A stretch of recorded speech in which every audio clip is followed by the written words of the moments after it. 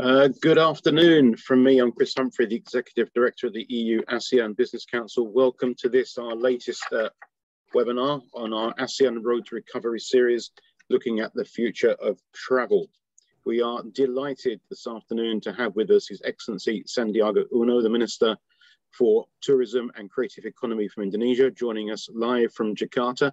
We'll also have some speeches from Bernadette Romolo Piat, who is the Secretary at the Philippines Department of Tourism, and from His Excellency Budi Kara Sumadi, who is the Indonesian Minister for Transport. Today we are looking at the future of travel. I think, as we all know, ASEAN is continuing to battle a resurgence in COVID-19 cases, and the region, perhaps at the moment, risks falling behind others as prolonged travel bans and retightened lockdown measures threaten to delay economic recovery. I think one vital element for ASEAN's economic recovery is, of course, cross-border movements of people and the reopening of travel. As we all know, travel and tourism is an important part for the region. It made up around 13% of the region's GDP back in 2015, compared to a global average of around 10%, and was expected to account for around 7% of jobs in the region by the middle of this decade. And while travel arrangements between some individual ASEAN member states and countries outside of ASEAN have been forged, particularly in medium and long-haul routes, there is still a significant absence of such arrangements within the region. Experts have noted the potential for intra-regional travel for economic revival and growth. Such movement accounted for up to 40% of all trips across ASEAN in 2019. However, there can't be a conversation about reopening travel and travel lanes without mutual recognition of COVID-19 vaccination certificates, both physical and digital. And the world collectively needs to embark on a recovery that is resilient and sustainable. And the travel and tourism sector too will need to relook at how it can rekindle growth going forward. With that, we will now turn to His Excellency Sandiaga Uno to give us some opening comments and thoughts. Thank you very much, Your Excellency, for joining us here today. Thank you. Thank you, Chris, for having me in this very important discussions. And I'd like to thank EU-ASEAN Business Council for arranging these discussions in terms of how we move forward to the recovery phase during and post-pandemic. I also would like to acknowledge Secretary of Department of Tourism of the Philippines, Madam Bernadette Romulo Puyat, Kevin Lee, Assistant Director and Member and External Relations Asia Pacific Ayata, and all distinguished panelists and participants. Together with Ibu Kurleni Ukar, my Deputy for Strategic Policies, we're very delighted to be able to share with you our thoughts as we transition into a much more conducive COVID-19 situations. What do we have on the table in terms of tourism and creative economy in Indonesia? I'd like to share some of the materials, if you allow us. There are a couple of informations that we would like to share in terms of the future of travel and our adaptations. If you look at the performance for last year, it was such a devastating impact from the pandemic. And this year it continues. So last year it went down, tourist arrival, international tourist arrival by 75%. This year, another 80%. And also local tourists also went down by 30%. We somewhat recover a little bit in terms of domestic tourists. And our foreign exchange from the sectors also went down by 80%. And number of jobs, and this is something that is very close to my heart. We are seeing that close to 7% of the jobs are lost in the tourism sectors. However, there are good news that the mobility changes post of the second wave that we experienced July and August have now come back to baseline. Retail and recreation as well as parks now are above baseline. So this is something that we need to be mindful that coming into the Christmas and New Year's break, that this mobility would not increase another round of new cases like we experienced last year. Changes in tourism behavior is also something that we have been monitoring, and it's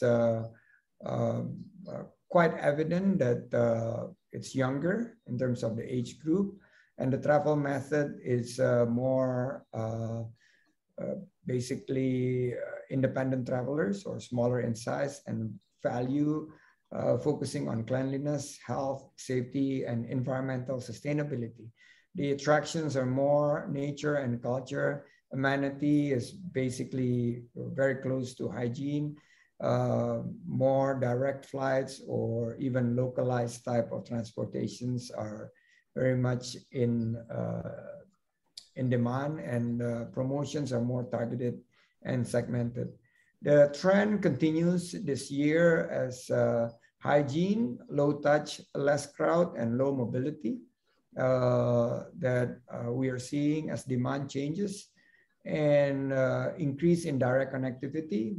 And although Bali has been open for 3 weeks, we have not seen direct flights because people are basically arranging how the new requirements, such as the quarantine that we are now considering to bring down from 5 to 3 days for fully vaccinated travelers, as well as testing and insurance requirements, will be able to be agreed upon. And we need to also put in the flexibility in the area of schedule changes due to probably if there is a risk of surging COVID cases. And this pandemic, by mid of this year, already accelerated the digitalizations of this sector. Travel tourism now are fully integrated by the applications that we developed for testing, tracing, and treatment, as well as tracking people vaccinations records. So this way, this application is called Peduli Lindungi, which is basically care and protect applications have been launched and now are used about 120 million usage on the 3 months that it's now being in operations.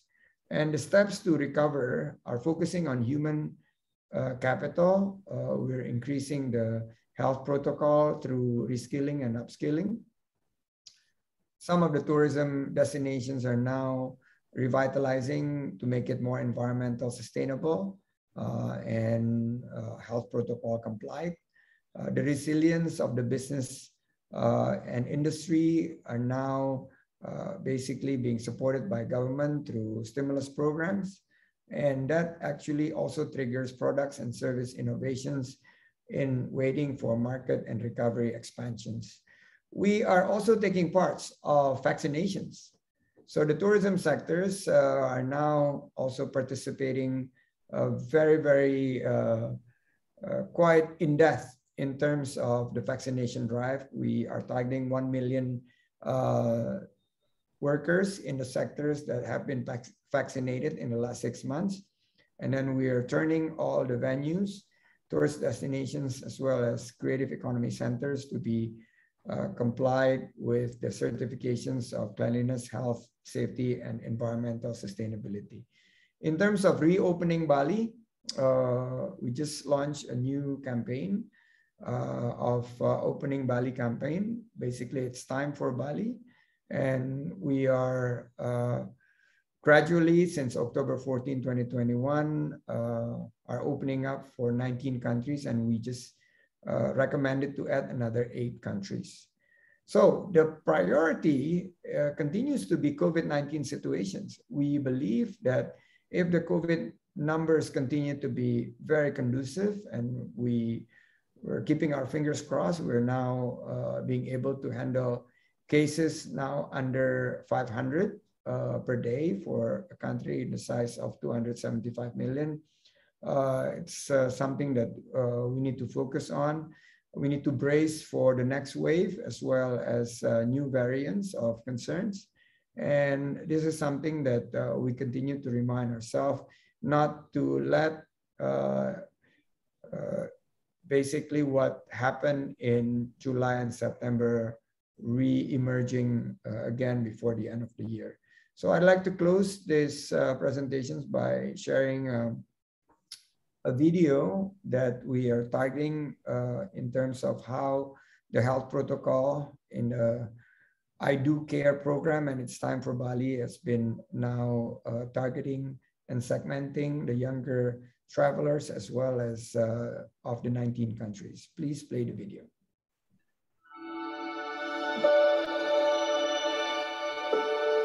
We know you have been longing for a good holiday in Bali. Indonesia cares, so it's been preparing for your safe return. Ngurah Rai International Airport has been awarded the Safe Travel Stamp by the World Travel and Tourism Council for its commitment to implement the COVID-19 health protocols.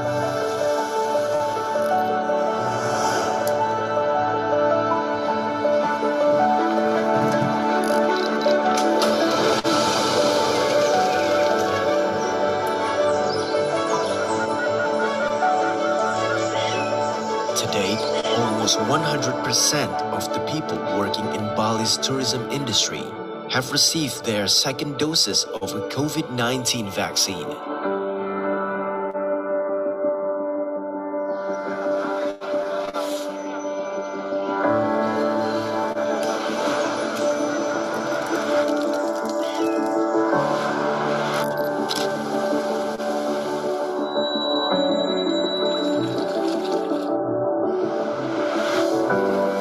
Furthermore, 1,006 tourism businesses in Bali, including hotels, restaurants, tourism attractions, and others, have been granted the Indonesia Care certification from the Ministry of Tourism and Creative Economy for their consistent implementation of COVID-19 health protocols.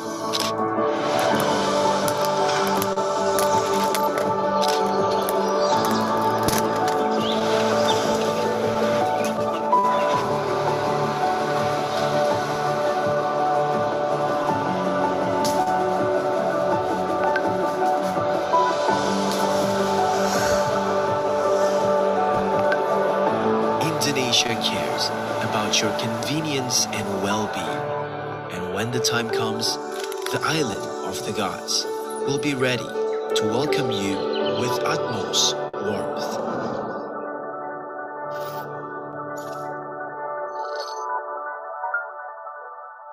For your safety, for your well-being, for your comfort, we do care, and that's how we are focusing. First and foremost is the COVID-19 situations, and we believe this is something that we could offer for travelers. So with that, I close my remarks. Chris, thank you very much for having me, and we look forward to having the EU-ASEAN Business Council in-person meeting alongside the G20 events, as well as side events that we're creating within the tourism working group, as well as in other priority destinations that we have. Thank you very much, Chris, and I return the mic and screen to you. Thank you very much indeed, Your Excellency. I must say I miss visiting Indonesia. I'm encouraged by what I just heard from you. I really hope that we can all get on planes and get back to Indonesia, to Jakarta, to Bali, and all the other wonderful places you have in the country as well in the near future. So thank you very much for taking the time with us today. And I believe you have to rush off very quickly. Yeah, unfortunately, I have to rush off, but my colleagues will be able to stay just in case that there would be questions from participants in relations to some of the updates and requirements.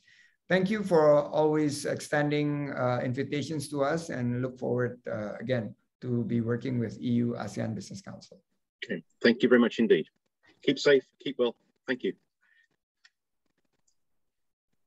Okay, with that, we will move on to the rest of our agenda today. We will now have a couple of video messages we have from, first of all, will be Bernadette Romalo Piat, who's the Secretary at the Philippines Department of Tourism. And after that, we'll hear from His Excellency Budi Kara Samadi, who is the Minister for Transport for Indonesia. So if we could play the first message, please, from Secretary Romalo Piat. EU-ASEAN Business Council Executive Director, Mr. Chris Humphrey, fellow speakers, ladies and gentlemen. Good day to the members of the ASEAN community. On behalf of the Philippine Department of Tourism, I extend our gratitude to the EU-ASEAN Business Council for this invitation to speak at this webinar.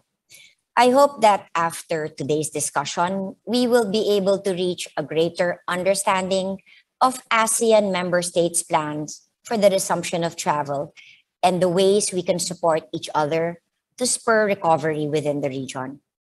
The reopening of the Philippine borders to international tourism is a decision that requires meticulous planning and preparation across national government agencies and local government units. We would like to emphasize that while we are raring to receive international guests, the health and safety of tourists, tourism workers, and host communities of our destinations cannot be compromised. Our ongoing vaccination drive, along with continuing adherence to the health and safety guidelines, is crucial in arresting the number of cases in the country and in restoring travelers' confidence. We foresee that nearshore markets from Asia and within the region, especially from our ASEAN neighbors, will be the first markets to resume leisure travel. However, this would entail a globally coordinated approach among nations, something which we already see in some of our ASEAN neighbors that have opened travel bubbles with other nations. While our international borders remain close to tourism, we have undertaken activities to sustain our presence in our key strategic and opportunity markets, maintaining our linkages with our travel trade counterparts, and keeping the Philippines and its destinations top of mind as we prepare for the reopening of our borders. We support all efforts that will help facilitate safe and seamless international travel when borders are reopened, and welcome the idea of having an ASEAN-wide COVID-19 digital vaccine certificate, anchoring on the success of the EU digital COVID-19 certificate. This is the essence of the joint declaration issued by the ASEAN tourism ministers as early as May of 2020. The concept behind digital vaccine certificates and other travel passes being proposed is to make it easier, faster, and safer to cross borders. The success of these proposals will depend on the systems and standards to be developed by concerned governing bodies, in this case, among our ASEAN counterparts. Collectively, we should be able to address all the technical and moral concerns in the implementation of the vaccine certificates, aligning this with the strategies under the post-COVID-19 Tourism Recovery Work Plan. Simultaneously, ASEAN member states should also boost efforts on their respective national vaccination programs to decrease the divide between vaccinated and unvaccinated populations and have more citizens enjoy the benefits of seamless travel with the use of a vaccination certificate. I look forward to the day when we can implement a unified regional and global certification system that allows us to easily travel across borders once more, thereby restoring tourism, trade, and foreign investment around the region. Again, thank you to the EU-ABC for organizing this Road to Recovery series for the benefit of the ASEAN and EU community. Mabuhay po kayong lahat, and thank you very much. EU. Okay, thank you. The Secretary there with a very inspiring speech, and key thing I think in there was a unified regional digital vaccination certificate. We'll now hear from His Excellency Budi Kara Samadi, the Minister for Transport in Indonesia. If we can have that message, please.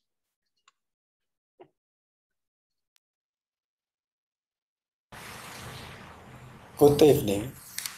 Excellently Executive Director of EU-ABC, Excellently Secretary of Philippine Department of Tourism, Excellently Regional Director and Airport and External Relations Asia Pacific Ayata, Honorable panelists, distinguished participants, ladies and gentlemen.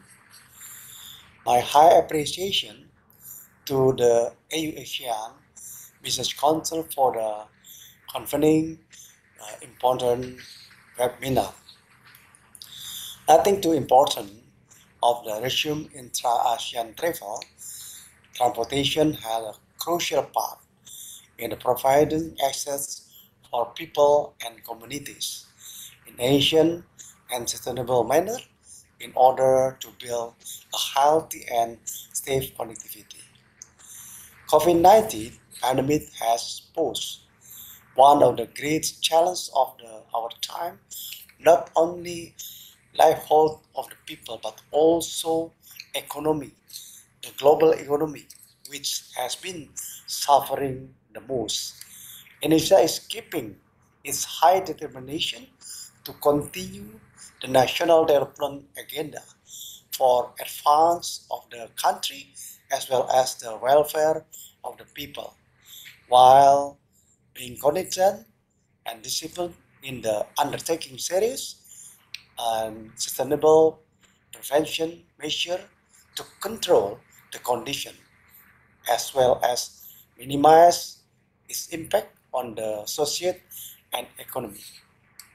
It's indeed avoidable that sooner or later we all will have to live side by side with the virus. Therefore, Indonesia is ready to accept and take this current condition as an endemic, which would become inseparable way of our day-to-day life. Government of Indonesia has carried out a number of strategies in effort to restore the connectivity in supporting transportation and tourist sector with a potential contribute to the economy growth and recovery.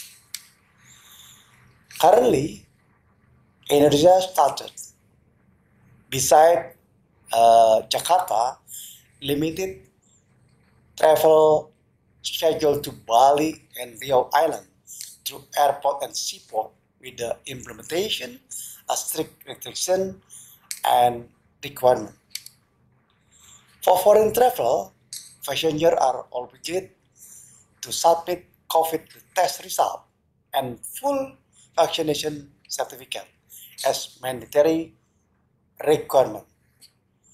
During arrival, travel are mandated to fill the EHAC application and to have a mandatory 5-day quarantine. Travel will also to be required to show health insurance with a minimum coverage $100,000. Indonesia provide the access for foreign travel to enter Indonesia from the list of the country with low number of positive cases based on the data of the WHO, including several countries of Europe Union. Indonesia is also continuing to intensification to establish travel corridor arrangement with a number of the country to revive transport operation, particularly aviation.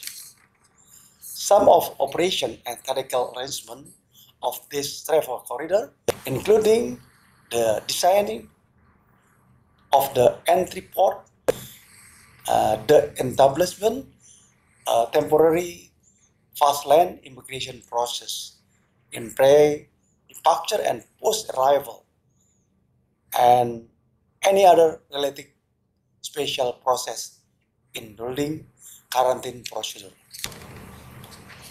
The government also continue with the national vaccination program with the expected to increase people immunity to COVID-19 infection.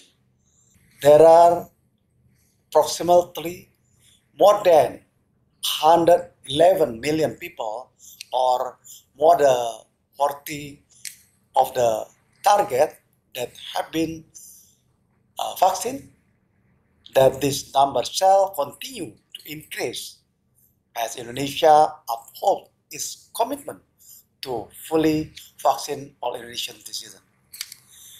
Indonesia is highly confident that this effort shall make a meaningful contribution toward the recovery of our economy and tourism sector. I'm of view that mutual arrangement of the Asian-wide COVID-19 digital vaccine certificate shall be a boost of the confidence and great catalyst to further support the establishment and safe and healthy transport system in both of our region. We would all be confident that when Myanmar shall bring positive and encouraging result in the form of regional commitment for the universally accessibly safe and healthy transport system in ASEAN, Asia between the EU. I'm thank you very much.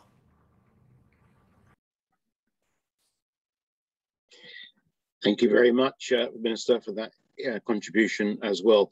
We'll now be moving into the panel discussion part of our event today. We have with us today, we're very pleased to have, and we're missing one person on here, I can see that from the screen. We're lucky to have ADR Lan from the ASEAN Secretariat. He works in the ICT and tourism part and has been involved in some of the discussions about tourism recovery and the ASEAN travel corridors. We'll have Kelvin Lee, who's Assistant Director for Member and External Relations, Asia Pacific at Ayata, joining us. And Kelvin shortly will be giving us a presentation about the work that Ayata has been doing. Of course, we can't reopen without the airlines joining us. We also have Verna C. Buentuceso, who is the OIC Undersecretary for Tourism Development at the Department for Tourism in the Philippines. Laura Holdsworth, who's the VP and Managing Director, Asia Pacific for Booking.com. And last but not least, Sasha Falls, who's the General Manager at OVD Kinogram, Asia Pacific. For those that don't know, Kinogram actually do a lot of work around validating of documents and ensuring that they are genuine, certifications on passports and on vaccination certificates and other documents as well. So before we move into the panel discussion, please, the audience, if you've got any questions, put them in the Q&A box. I will get round to them when we get to the discussion part of the panel. But before then, I will hand the reins over to Kelvin to give us an update on the work that Ayata has been doing. So Kelvin, please. Right, thank you very much, Chris, for the introduction. Just let me share my screen.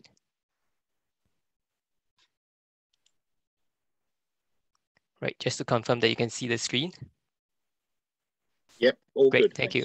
So very good afternoon to everyone. My name is Kelvin and I'm from the International Air Transport Association, Ayata. It is a pleasure for me to participate in this EU-ABC webinar to discuss the road to recovery for travel in the ASEAN region. So very quickly, I'd like to just give a quick introduction to Ayata.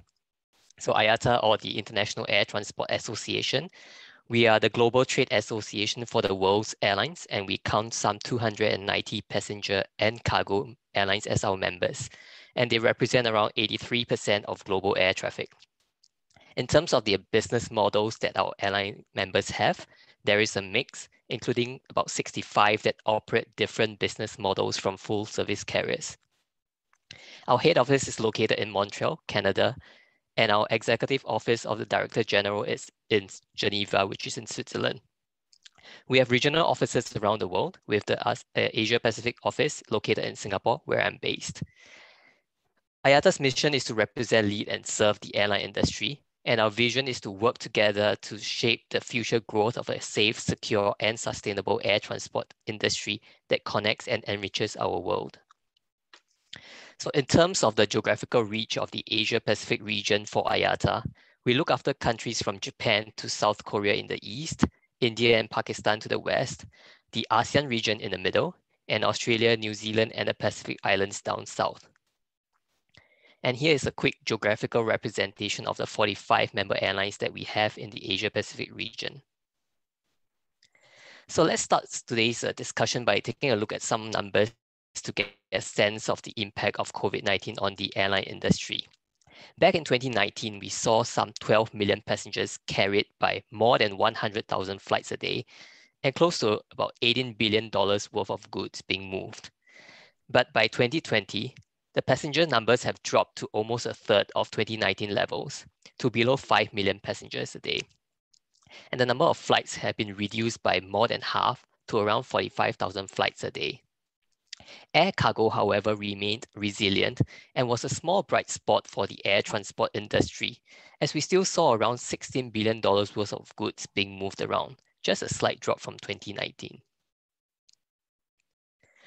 So the current situation today, there is much fear about the new COVID-19 variants, which are more infectious and have resulted in a worsening domestic COVID-19 situation in many countries, including here in the ASEAN region.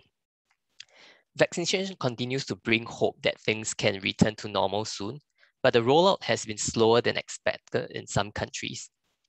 And in addition, negative publicity on vaccine efficacy and allergic reactions have made many people hesitant about getting a vaccination. And all of these actually lead to a more negative outcome for the travel industry, as if the situation was not bad enough to start with. More entry bans, which are severely impacting global travel.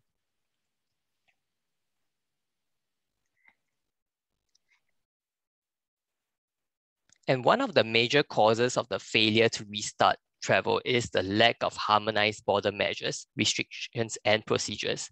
And it's no wonder when you take a look at the data. So Ayata did an analysis of the entry restrictions of the top 50 air travel markets around the world. And what we saw was that there is a wide variety in the border entry requirements. There are 7 states that have no restrictions at all, but there are also 5 that have no restrictions, but you might still have to quarantine. And meanwhile, the remaining 38 markets have restrictions of a very wide variety.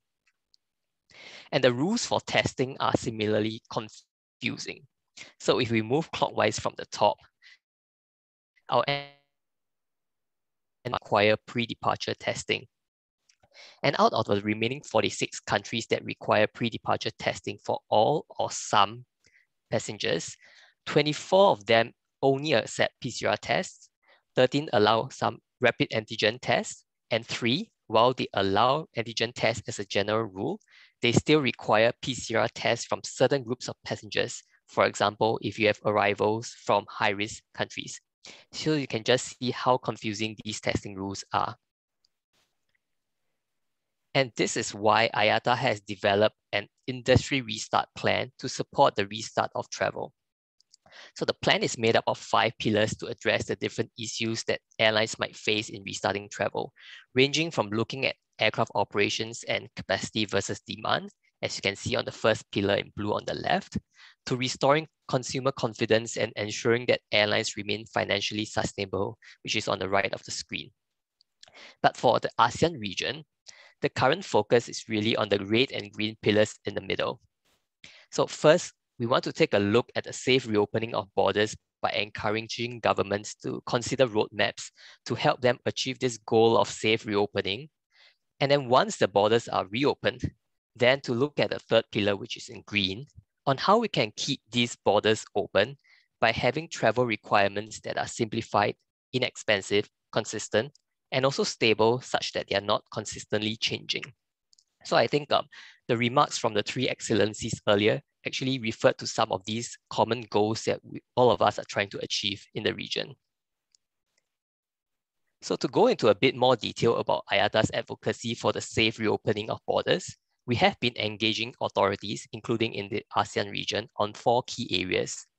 The first is on the development of a national roadmap to support the gradual reopening of borders based on the health situation and vaccination status of the country. Vaccination protocols for travel including the easing of quarantine requirements for vaccinated travelers, is next, and we're actually seeing very encouraging signs of this here in the ASEAN region. And as we saw earlier, there is also a need to look at how we can achieve some form of standardization in terms of testing protocol. And last but not least, we want to work with authorities on the acceptability of the Ayata Travel Pass framework, which I will touch on in a short while. And our recommendation is really for countries to adopt multi-layered measures to address the COVID-19 risks, taking into account the possibility of COVID-19 actually becoming endemic, and also recognizing that there is no zero risk way of reopening borders. And in order to find the best approach, it's important to conduct risk modeling to understand the impact of the different measures. So at the last COVID-19 passenger survey that Ayata conducted in September 2021, we actually saw more respondents agree that travel restrictions have negatively impacted their quality of life. This is actually now at 73%, which is up from 67% when we last conducted the survey back in June 2021. And this growing frustration that passengers feel about traveling is in fact aligned to the actual inconvenience they experience on the ground. And this is where we think that the Ayata Travel Pass can help to alleviate some of these pain points. So as we saw in our earlier analysis of the border and testing measures, there is just too much variety across countries in terms of the types of measures being imposed. And this not only makes it difficult for passengers to fly, it also impacts passengers during their travel journey. The multitude of rules is adding to processing time through airports, which is putting a strain on both staff and infrastructure. Ayata conducted some research in the first half of 2021, which demonstrated that pre-COVID-19, passengers spent around 1.5 hours in travel processes for every journey. And this includes things like check-in, security, border control, to customs and baggage claim. But what we have seen is that this time spent has actually doubled to 3 hours during peak time. And this is with travel volumes at only about 30% of pre-COVID-19 levels. So if we look at the chart on the left, that without any improvements in the processes, the time spent in airport processes could reach 5.5 hours per trip when we recover to about 75% of pre-COVID-19 traffic levels, and 8 hours per trip, which is actually one full day if you think about it, once we get back to pre-COVID-19 levels fully. So you can see how if these issues are not resolved, then airport delays will become intolerable for the passenger and the whole travel process will become logjam. And hence this situation cannot continue. So it is only by aligning procedures can we hope to return to pre-COVID-19 traffic levels with the efficiency and convenience that we all desire. And digital solutions are an essential part of this process. So digital COVID-19 vaccine certificates are one of the core foundations to enable international travel.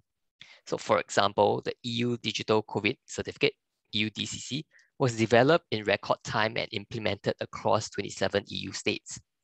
And there is a system of mutual recognition with other similar digital certificates in place. So in the absence of a single global standard for digital vaccine certificates, we fully agree with Secretary Bernadette. And we also think that the EU-DCC could serve as a blueprint for ASEAN, particularly if ASEAN is keen to look at a regional approach towards the implementation of digital vaccine certificates that can help to facilitate travel and its associated economic benefits. And the reason we think so is because the EU-DCC meets several key criteria, which we think have been, are very important if a digital vaccine certificate is to be effective. This includes the flexibility to be used in both paper and digital format, and also through the use of a QR code. And also because the gateway that the EU has built to authenticate information is highly flexible. And in addition to how the current processes are putting severe strain on staff and infrastructure and can lead to excessively long processing times, the problem of reliance on a paper process also makes the whole system more vulnerable to fraud in the form of fake certificates. And this is where we think that digital tools such as the Ayata Travel Pass will be very valuable to help facilitate the restart of travel by making the whole process more efficient and simplified, but also by giving governments the confidence that they need in order to reopen borders. So to give a quick introduction to the Ayata Travel Pass, it serves as a digital passport where the passenger is able to create a verified digital identity based on the ICAO digital travel credentials, the ICAO DTC. The passengers can then receive COVID-19 regulations for their itinerary and also their test results or proof of vaccination, which are bound to their identity. And this helps them to check to make sure that they comply with COVID-19 regulations. And passengers can then share their identity, their test and or vaccine results with airlines and border controls prior to travel. So this shows the passenger journey with Ayata Travel Pass, and you would see how the Ayata Travel Pass offers a safe and secure way for travelers to verify their vaccine status, their pre-departure test results and entry requirements, and also how they can share these effortlessly with health officials and airlines prior to departure. So what this will do is that it will help to avoid queuing and congestion for document checks to the benefit of travelers, airlines, airports, and governments. So the Ayata Travel Pass can receive and verify a range of COVID-19 test results and digital vaccine certificates. And currently, vaccine certificates from 52 countries around the world can already be scanned into the Ayata Travel Pass app, which represents about 56% of global international traffic. And this will increase to 74 countries, which is about 85% of global traffic by the end of this month. And the Ayata Travel Pass is already being used by about 76 airlines across 289 routes. And this map shows the lab coverage globally, with more than 2,000 labs already registered as part of the Ayata Travel Pass registry. And more than 1,500 of them are actually accessible to passengers already. In terms of the airlines that have signed up, 7 airlines have already signed participation agreements, and we saw that about 76% have completed trials or are in trial mode. And this includes more than 10 airlines which are based in ASEAN. So very quickly in closing, I just wanted to reiterate these 3 points: that travel restart is really an immediate focus for the ASEAN region. And what would support the restart of travel for the region would be a close partnership between the stakeholders. And last but not least, that the Ayata Travel Pass could be a useful digital tool to support travel restart in the region. With that, I thank you very much, and I look forward to hearing your comments and discussing further with you at a panel discussion. Thank you, Kelvin. Welcome back, everybody. We will move into the panel discussion now, and I'm going to throw a very gentle lobbed ball to my panel first to get them underway and get them warmed up. And this is to ask them, how do you see travel evolving in the ASEAN region over the coming months? And indeed, what needs to happen to open up intra-ASEAN travel more? And I'll turn that question first, please, to ADR Lam from the ASEAN Secretariat. Thank you, Chris, for the opportunity. I hope you can hear me fine. Yes, I must underscore that the ASEAN has moved very fast in responding to the pandemic, especially the tourism sectors, where we all know that the sector was first hit by the pandemic and could be the last who exit the pandemic. Now, so for the last many months, so ASEAN has been working on the so-called recovery plan, and we all are prepared for the moment of reopening our tourism sectors. So this is not the first time we talk about the reopening sectors, because in a number of occasions, many ASEAN member countries are trying to reopen domestically the tourism sector. But because of the COVID wave, some of the initiative has been postponed or suspended. But what I see at this point in time, that the recovery plan, actually that was divided into 2 phases. stabilizing phase, the recovery, and the resilience. And we are very close to the starting of the recovery phase. And that is why we believe that all ASEAN member countries are now moving very fast for the reopening of the tourism industry. There are a couple of reasons underpinning the decision of ASEAN to move quick in terms of reopening the sector. First, after many months, after more than a year and a half of pandemic, ASEAN is getting familiar with how to find appropriate solutions and how to adapt to the new normal. And actually that in the tourism sectors, many actors in the industry is now adopt the so-called the guideline on the hygiene protocol for traveler, for the employees and local communities. So ASEAN is more confident than ever for the reopening of the tourism sector. The second reason is really about the progress made in ramping up the vaccinations. So a lot of progress has been made there, and you already see that Indonesia, Malaysia, Singapore, and Thailand has already controlled the situations quite properly because of the vaccinations program.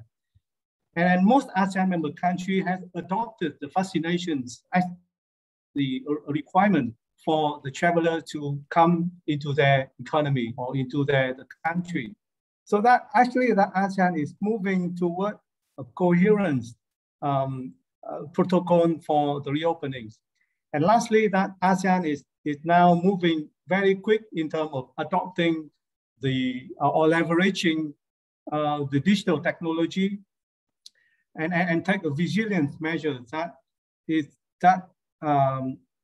being implemented in tandem with the technology to control the pandemic, to control the infection of the virus. So having said that, I also acknowledge that a number of ASEAN member countries are now introduced a quite concrete roadmap for the reopening of the tourism sector. And you look at what has been said by Excellency from Indonesia and the Philippines, we all know that they are already reopened a part of the tourism destination, which is, and also receive the visitor from the low-risk country in the world. Brunei has introduced the 3-phase exit plan to loosen restrictions when 8 or 70% of population is fully vaccinated. Cambodia had just introduced a good plan to reopen the tourism destination from the 30 November. Laos also introduced the roadmap to open up the tourism sectors when 50% of the population is vaccinated. So having said that, a lot of initiative throughout the ASEAN to reopen the tourism sector. And we believe that in a couple of months, ASEAN would be more confident to leverage on the progress to reopen the sectors, and also take into account one of the key initiatives that ASEAN is now considering, which is the travel corridor arrangement. And we hope that having those initiatives, having this initiative, ASEAN can be in a more a better position to reopen the tourism sector in a safely manner. So I thank you very much for the opportunity, and I'm willing to take any further questions after that. Thank you. Thanks, Alan. I see you said, Werner, I'll come to you next. When your secretary in our opening comments spoke about the idea that tourists from ASEAN will be returning to the Philippines first, but we needed to have a sort of unified global approach to reopening. Alan just mentioned the ASEAN travel corridor, which itself was first mentioned when Vietnam was in the chair back in 2020, and he got another mention last week in the ASEAN Leaders Summit, but from the outside looking in, doesn't seem to be moving very fast. How do you think the Philippines and other member states can start to accelerate that, and we can start traveling again within the region? Thank you very much for that question, Chris. Actually, on the side of the Philippines, I think similar to our other ASEAN brothers and sisters here, the focus is really on ramping up the vaccination of our populations. You know, the Philippines has a really, really big population. So right now we're only about 24.9% fully vaccinated, right? So that's the most important thing for the country right now. And on the side of the Department of Tourism, we are also campaigning for the vaccination of our tourism workers, starting out with our priority tourism destination. So, for example, in the National Capital Region, we already have 99% vaccination of our tourism workers.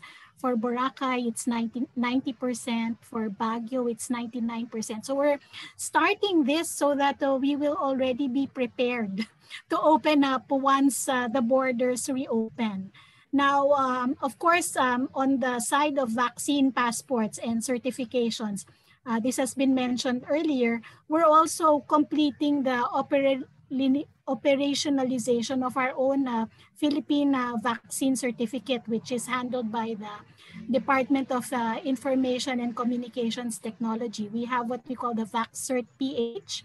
And as mentioned earlier by Kelvin, we are also looking into aligning this with Ayata. In fact, we are already scheduled to undergo the Ayata testing phase. So to make sure that the VaxCert PH platform is easily integrated into the Ayata Travel Pass. So I think we're looking at November as a target for this, right, Kelvin?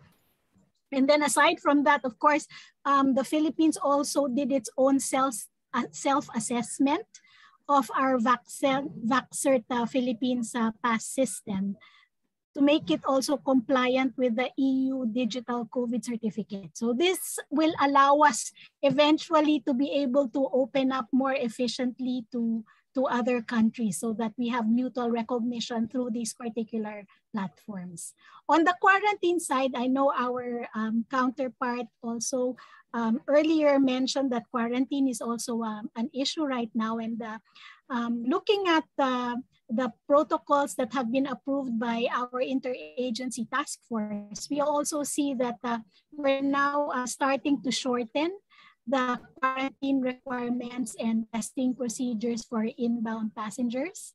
Like for green countries, for example, in the Philippines, we now require no quarantine, but 72-hour RT-PCR negative test. So things like that are meant to sort of ease already some of the burdens on the traveling public. And then one of the things I think that we also need to look into is also the quarantine requirements for returning travelers. I think this is a deal breaker now for many of the countries in ASEAN, because if you take a look at the quarantine requirements when people return to their countries, you'll have a mix of from 5 days to maybe even 14 or 21 days. So, you know, that will make a decision very difficult to travel if you have to face that kind of quarantine requirement when you return from your trip. So thank you. These are my inputs from the Department of Tourism. Thank you, Anna. Laura, I'll come to you. I mean, we're working for a company which has clients who are both, you know, consumers like me, and then other clients who are actually a large part of the tourist industry, hoteliers, airlines, and others as well. How do you see the near-term future of travel, and what sort of trends are you picking up from booking? Yeah, thanks, Chris. And we've heard some really interesting comments earlier, and I think it's pretty aligned in terms of what's required. We are definitely seeing significant trends on the booking platform as it relates to countries that are starting to open. We can see that there is a lot of pent-up demand. The minute there's an announcement, and we can see it daily, there's announcements happening, whether it's lifted restriction or lifted borders or restrictions easing, that immediately sees a spike in our bookings. So we can see that the demand is there and that the opportunities for travel are being grabbed as soon as they can. We can see that the demand can get limited when there is a lot of red tape in the way. So initially there's a demand based on, oh, it's open, I can go. And then realizing how complex it can be, that can also put a bit of a dampener on some of the bookings we see.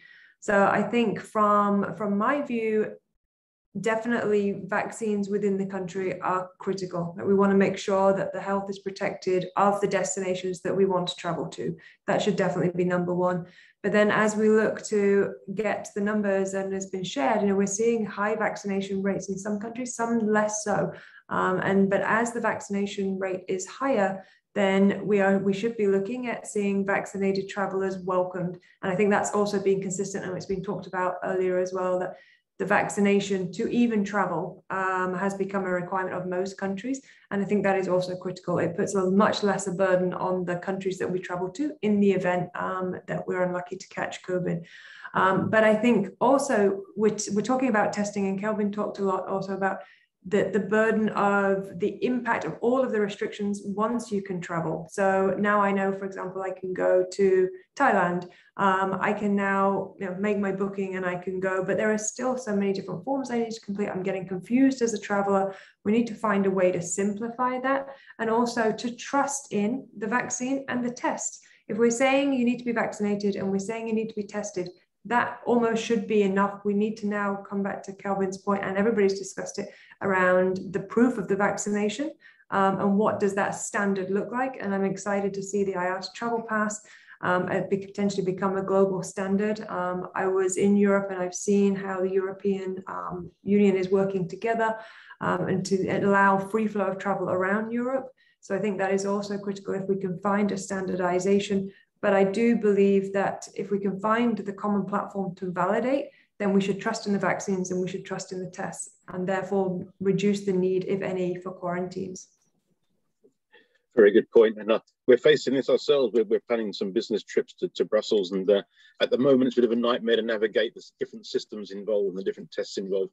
It brings me nicely on to Sasha, please, at Kinagra. I mean, your company has been doing some work in this sort of space. Perhaps you can give us some idea about how ASEAN could work towards establishing a system of mutually recognizing vaccine certificates and PCR tests to try and ease some of this bureaucracy. Hi, thank you, Chris. And thanks a lot for the EU-ASEAN Business Council for inviting me to be in this esteemed panel. Of course, today I'm speaking more in a personal capacity and not so much on behalf of Already Kinagram. I would like to thank also the previous speakers and panelists who brought up some really important points.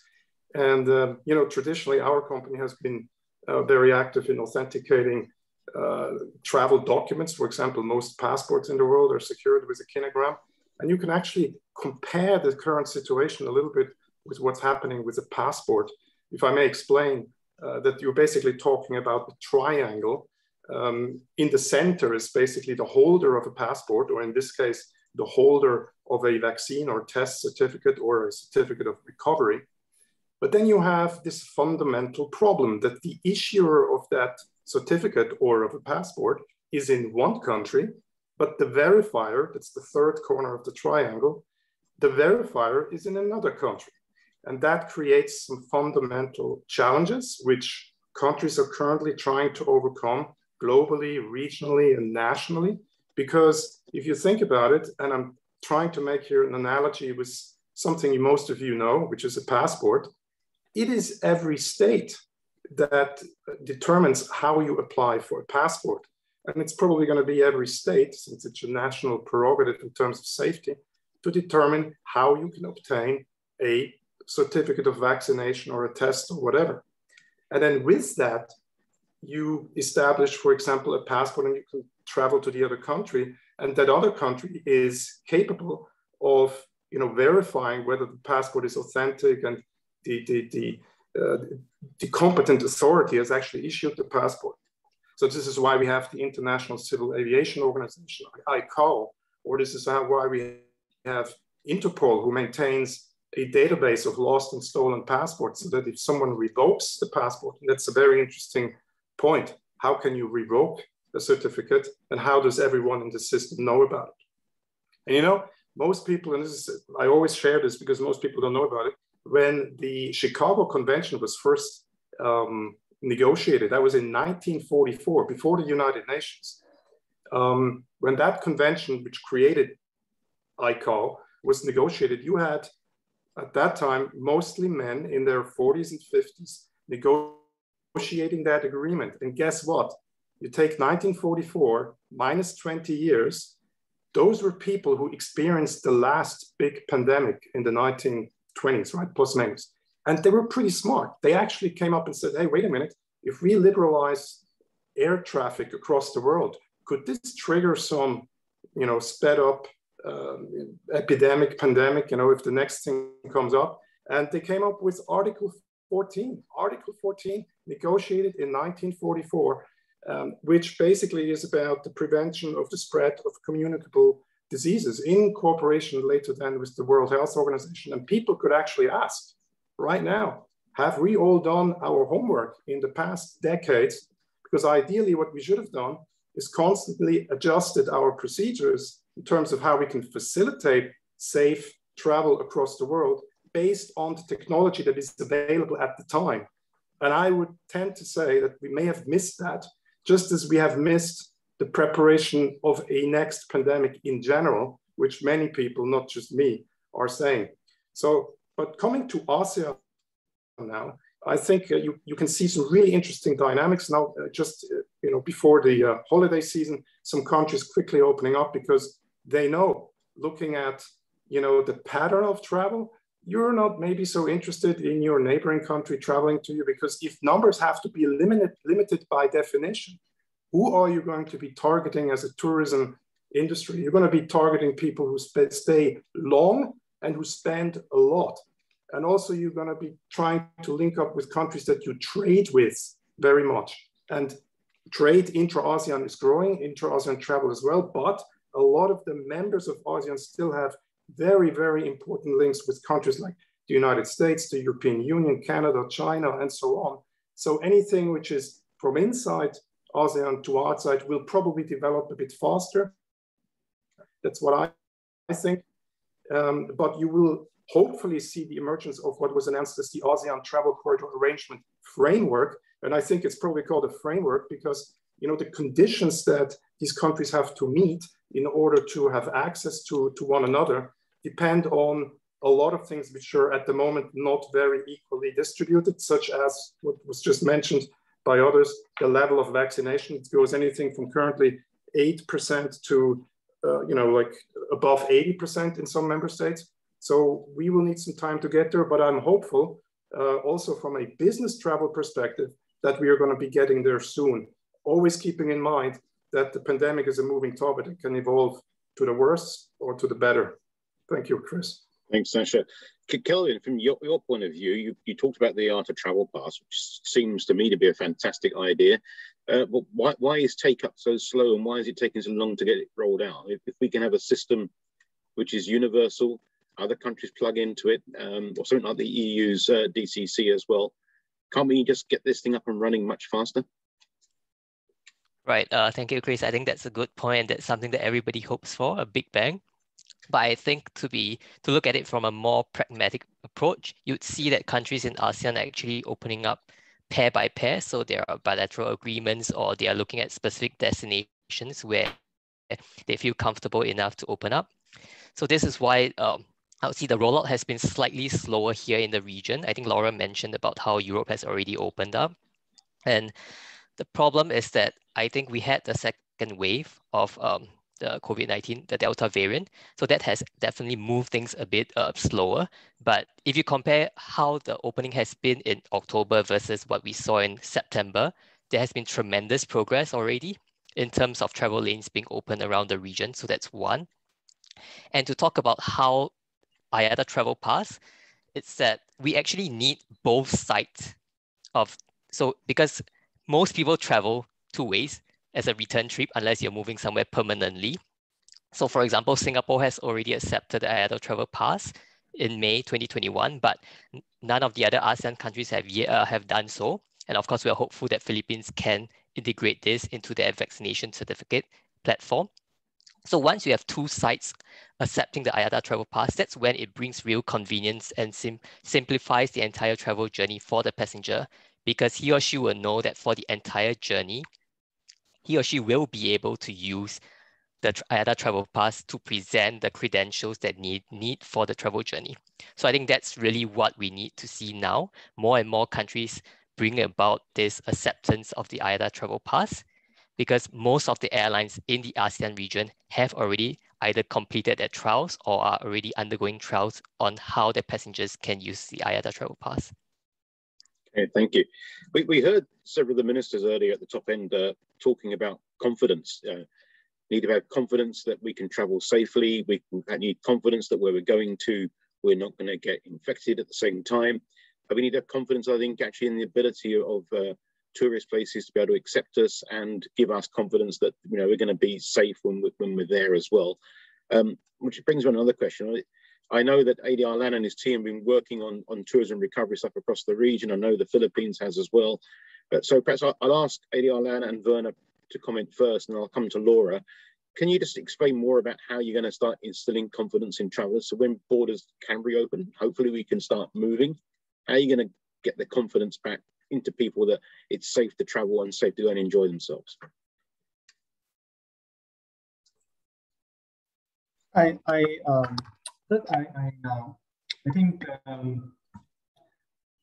ASEAN is actually that ASEAN is doing in trying to collaborating in promoting the confidence by sharing the practices and the informations between each other about the health protocol, about the transport protocol, about the quarantine. But it pretty much depends on the bilateral arrangement rather than at the region. So that is somehow somehow impede the process a little bit. The second thing that I also have observed that ASEAN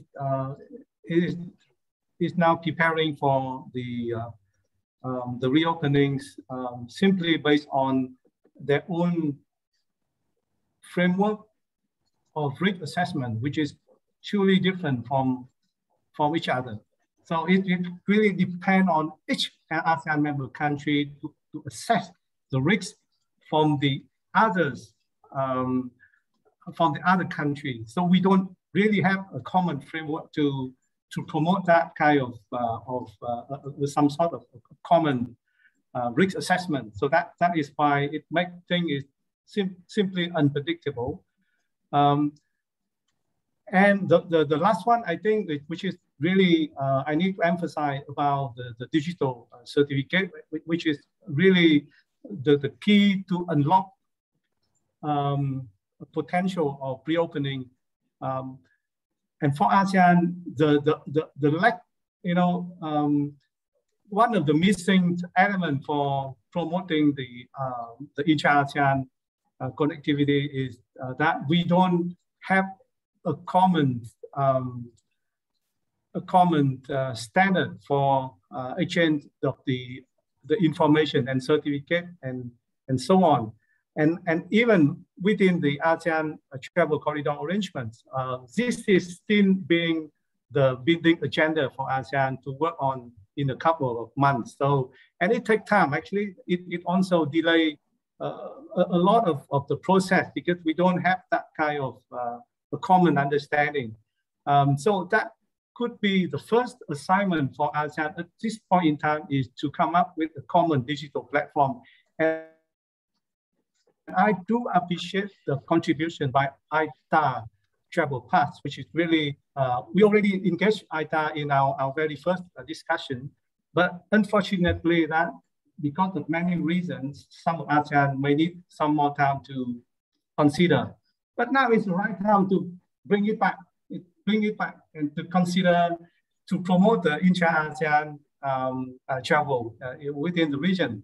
And I'm confident that we will have the opportunity to engage the Ayata and to discuss about the travel path, which is really interoperable platform for ASEAN. Thank you. Interesting comments here. It seems to me there's a ready-made system there for Ayata, which ASEAN could quite easily adopt if they wanted to. Werner, do you want to just comment on that and in what plans the Philippines has? Yeah. Well, you mentioned the need to what we're doing to establish confidence, right, in the country as a destination.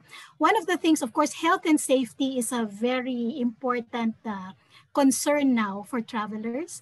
And so one of the first things that we did was to also link up with international organizations like the World Travel and Tourism Council. And this system they have of awarding safe travel stamps to accommodation establishments and destinations that are compliant with internationally accepted and recognized health and safety protocols.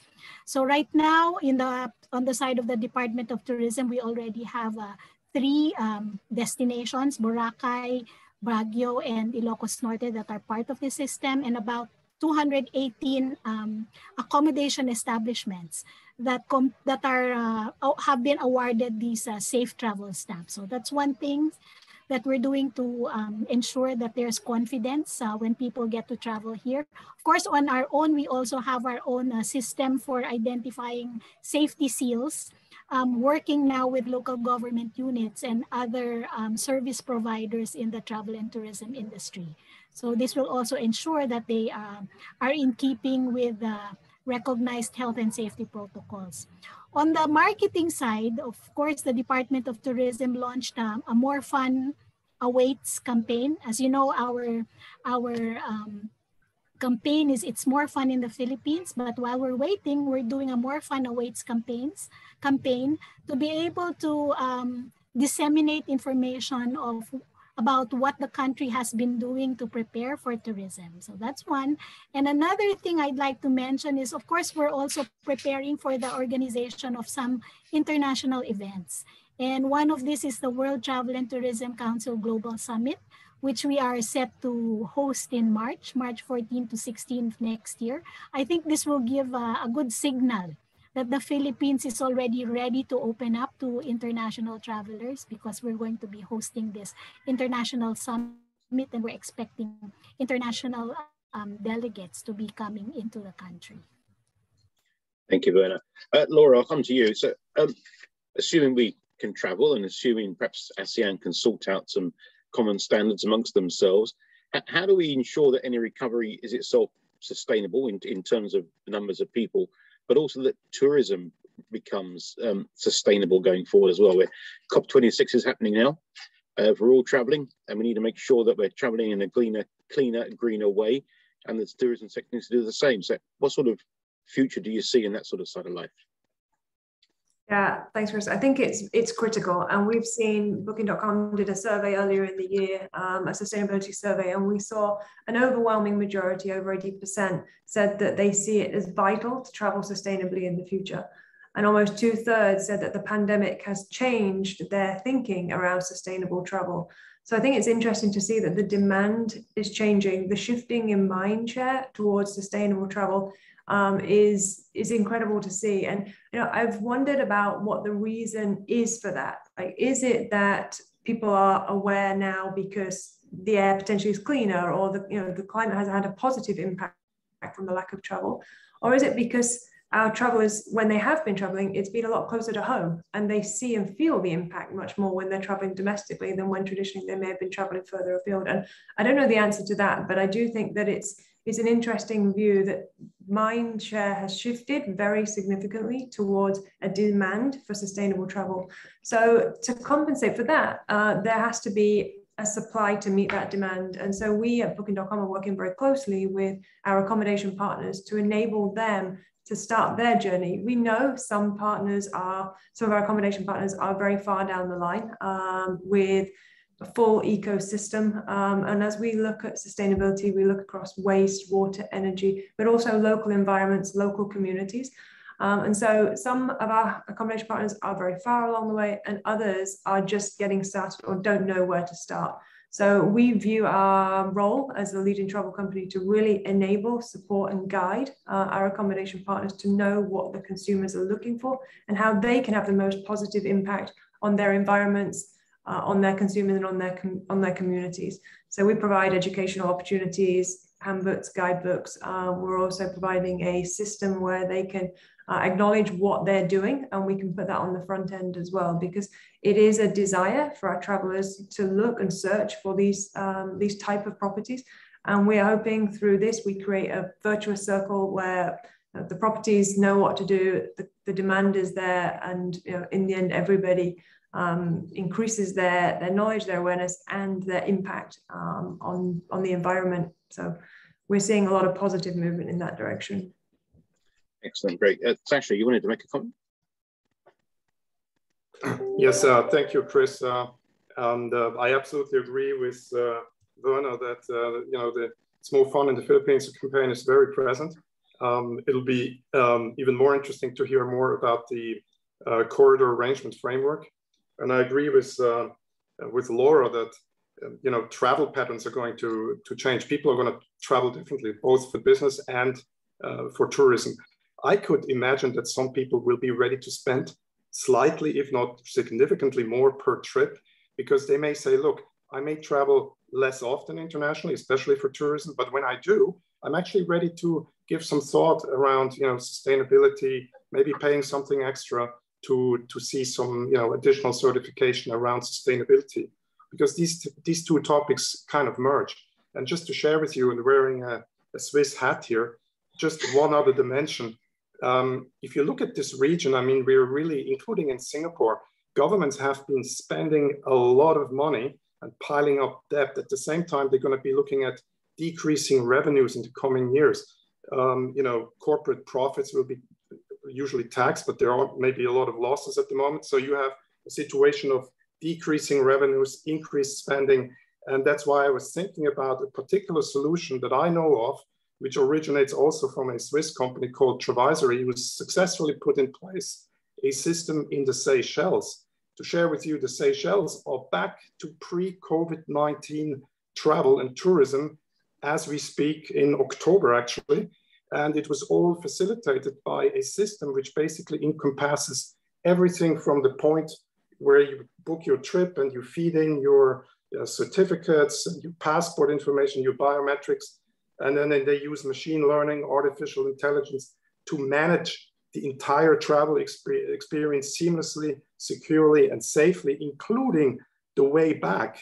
And the great thing about it are two things: is the governance of this entire system is in the hands of the country concerned. Because when you listen to the discussion, we're probably looking at a situation where, even though you have regional frameworks, countries will still want to manage the governance around this whole system, including the rules that are applied for each country. We heard the green countries, the red countries. So all of this can be centrally controlled by the country, and it can change every day. And the best part of it, and that's why I mentioned the financial aspects, it's self-financed, which means the traveler is the one who spends a little fee, which includes everything you had before, like your visa on arrival, your maybe even the nurse that goes to your hotel to take your pre-departure test that you need to go back to your country, and so forth. And then there is a revenue split. So the government doesn't have to spend a single cent to put the system in place. No investment needed. It's self-financed. A very interesting approach. And I think we need a lot of innovation, not just on the technical level, but also on the business models. And I think this could be of particular interest to developing countries who may not have the funds at this moment to put in place a whole new set of systems. Thanks, Chris. Thanks, Sasha. It brings on a question for Kelvin. I want to pick up again on what ADR Lam was saying earlier about ASEAN travel corridor and ASEAN not being able to agree their own protocols. When I hear that you have your Ayata travel pass, I hear what Sasha was mentioning there as well about the other Swiss company. Why is it really taking so long to get in place common standards and common approaches so that we can all start swapping this information much easier? Right. I think one of the points that we need to always take note of is that every country has its own domestic situation in terms of how much the virus is spreading currently, or they predict. And of course, in terms of the vaccination rates that have been progressing. So of course, then we have the different risk appetite of the countries involved. So all these three factors will come into play to decide whether or not a country is ready to accept foreign visitors. So that's why it's very unlikely that all 10 member states of the ASEAN will be at the same page at the same time. And this is why I think I really want to go back to the point about how we should support the bilateral opening as and when it can take place. And this is really quite important. Okay. Whilst I've got you, Kelvin, there's a question on the Q&A, which I'm going to throw in your direction. With vaccine certificate requirements, who holds the liability? Is it the airlines or the traveller? So I will just talk about the Ayata Travel Pass in this case. So when the vaccine certificate is accepted into the Ayata Travel Pass, it's still the user who has overall control in terms of privacy and in terms of who he or she wants to share this vaccine certificate with. What the Ayata Travel Pass does is that it helps to verify what are the requirements you need for entry into a particular country. So that's where the requirement bit comes in. If a country requires a vaccine, then the Ayata Travel Pass will help you to check that your vaccine meets the standards. And then you get this okay to travel status on the Ayata Travel Pass. And you can then show this to the border authority or the airline involved. Okay. Another question here, which I think, again, I think might come to you, Kelvin, first, and maybe to Laura. But the others, please chime in. How does the panel see the role of travel insurance and or industry liability insurance related to travel under COVID protocols? Will operators be forced to change partners or even destinations as a result? I think this is a quite interesting question, and I actually wanted to point out I think Laura and Sasha alluded to the cost of travel a bit and how travel patterns might change. So what I actually see is that there is this increased cost of traveling. So if you think of intra-ASEAN travel, you used to be able to travel for maybe a couple of $100. But if you throw in the testing costs that are required, your travel costs can easily increase by more than double now if you want to travel within the region. And I think this is a point that Sasha mentioned about how people might stay longer, but you're really talking about long distance travel. So I think ASEAN really needs to think about, firstly, pre-COVID, it used to facilitate travel within the region. We had, some expedited lanes at border control for ASEAN members, visa-free travel. But right now, we need to look at a regional outcome of how we can facilitate travel within the region in order to boost travel because of the costs that are involved. And then coming back to this travel insurance requirement, this will, of course, add cost to the traveler, and then also red tape in the sense that there is now an additional requirement in terms of travel insurance required for the traveler before he or she can go to a country that it used to be a weekend trip. Yep. Laura, anything you want to add from your point of view? Yeah, I think, we've always seen a requirement for travel insurance. I think a lot of people had it, whether it's corporate or individual. Whether that is shifting and changing, of course, I think there's always shifts and change depending on different things that are happening in the world. Different events cause different policy requirements in insurance.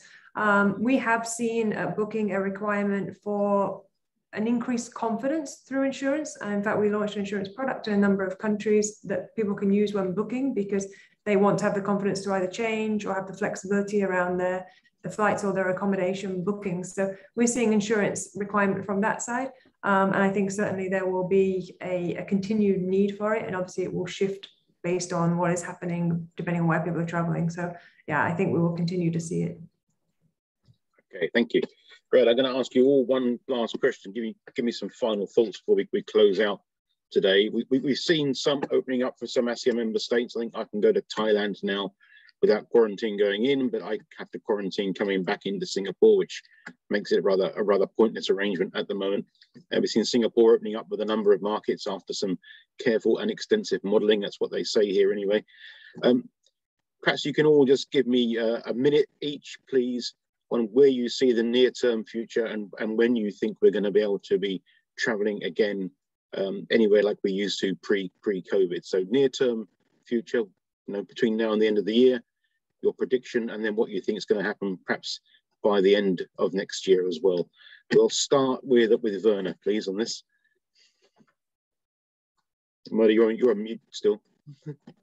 Thanks. Thank you very much for this question. Well, looking at the near-term future, really, the priority now is really to ramp up the vaccinations. You also must consider that for the Philippines, our domestic tourism market is really, really sizable. We had about 109 million travelers domestically pre-pandemic against 8.2 million international travelers. So I think this means that in terms of priorities for restart, we're really looking at the domestic market for now. Secondly, another thing that we're looking at is the Filipino diaspora. We have many Filipinos who are scattered all over the world. And they also have revenge travel in mind. They want to come back to visit their family members. And that's a sizable number. So that's, again, a second priority for the Philippines, looking at serving now the needs of our Filipino diaspora coming in. So I think for now, these are the priorities when it comes to inbound travel and tourism. But certainly, we're already preparing for opening of our international borders. As I mentioned earlier, we're already planning for international events. So really looking at the international travel for next year. I think this is something that's very reasonable for the country. Thank you. Thank you. Sasha, your prediction for the next few months, are we going to start seeing more exchange information, or we got to wait another year? Thank you, Chris. Well, I'm expecting some announcement. I mean, we're talking about ASEAN now. We're expecting some announcement around the ASEAN Travel Corridor Arrangement Framework. And I hope that there will be some at least bilateral arrangements, because what we've seen so far, as you mentioned, Chris, are unilateral announcements, which are not always helpful, unless you are ready to slightly change your travel patterns. Maybe you're going a long business trip or on a longer vacation, then it's still worth doing. And then I would expect early next year, probably some at least bilateral arrangement, if not something regional, but it really will depend on how we can help those member states that have not yet reached significant levels of vaccination. I think that's going to be a key issue, because countries will be looking at certain metrics when they make decisions within the ASEAN framework.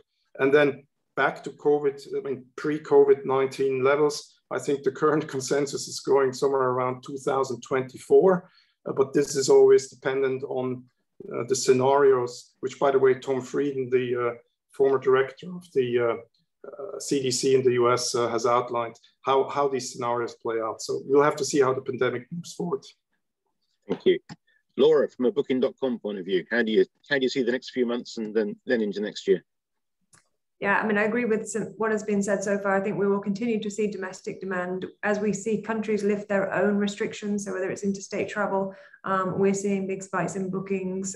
We will continue to see that. We will see international travel, I think, much more the long distance, as Sasha mentioned, just because Europe, the US has opened unilaterally, and therefore our easiest way is to do the same back. To get those bilateral corridors in place is taking a lot longer. My personal belief is we need to protect, again, our own people. So in the case of for the Philippines, vaccination rates you have to be at a confident level to let people in. Once you're there, does it matter where they come from? If you trust the vaccine and you trust the test, do we need these corridors? Really, once the country feels confident to let anybody in, will be my question. But I think for now, we will see domestic continue to grow, and we will see international grow, towards the end of next year and into 23. And just one quick point there that I think was interesting. I heard a statistic that said right now, Asia is around 2009 levels of travel. And it took 10 years to get to 2019 levels, that growth. We're now going to do that over the next 2 to 3 years. And we need to be ready. I think in every way, the communities need to be ready. The tourism industry needs to be ready, because that ramp up is going to be much faster than it was previously. And so I think it's going to be an interesting space. Thanks, Laura. Kelvin, the IATA prediction, please, going forward.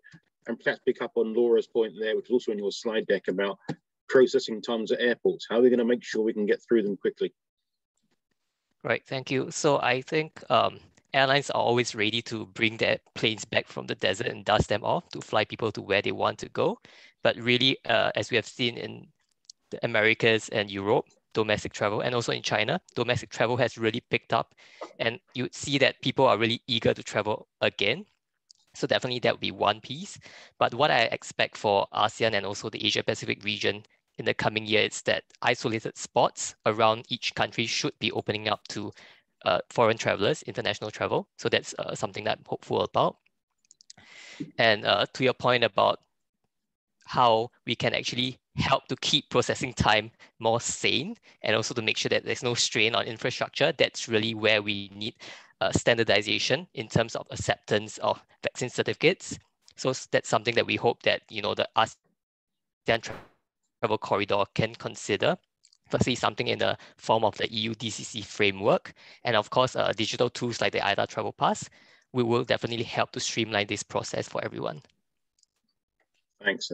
Final word to you, ADR Land. When can I expect an ASEAN travel corridor? This year, next year, year after? I think everything is almost ready for ASEAN to operationalize the travel corridor. Just some steps need to be undertaken by member states. First, we need to focus on the digital platform or the common protocol that need to be adopted by ASEAN. So we hope that the task force on the ASEAN travel corridor will resume pretty quickly, hopefully by this month, and we will kick off our intensive discussions on how to operationalize this in a quicker manner. Thank you. Thank you. Thank you to all of my panel here today and your patience as well. Thank you to the ministers who gave us their addresses earlier. I really am hoping that there is a future for travel when it's very close to hand. But a lot of work needs to be done. We do need to get international agreements in place. That's very, very clear, and mutual recognition certificates and test certificates as well. But I hope for all our sakes we can travel, and I hope we can then meet in person. I'm personally looking forward to get back to the Philippines at some point soon. So thank you, Werner, for joining us. In the meantime, I'm planning an overseas trip to Sentosa tomorrow, because that's the furthest I can probably go. But I hope you all keep safe and well, and we'll be in touch soon. Thank you very much to all of you. Thank you, Chris. Thank you. Thank you very much. Bye. Bye.